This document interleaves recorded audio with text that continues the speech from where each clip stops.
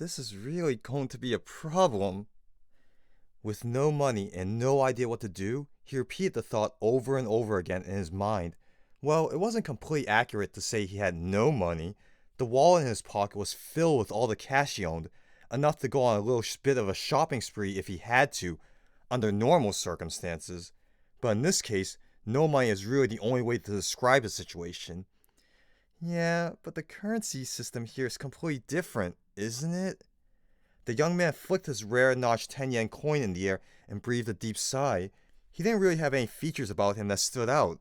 He had short black hair and was of average height, being neither short nor tall. He was a bit muscular, though, as if he had been working out, and the cheap gray tracksuit that he was wearing really suited him quite well. He had small irises, so the whites of his eyes stood out, but right now, the way his eyes were downcast, he didn't have a very aggressive or champion look to him.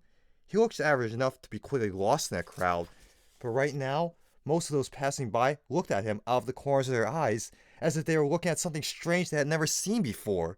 But that was to be expected. After all, among all those onlookers, not one of them had black hair, nor were any of them wearing tracksuits. They had blonde hair, red hair, and brown hair. Some even had blue or green hair, among others, and they were wearing armor, or black robes, or the kind of costume a dancer might wear, that sort of thing.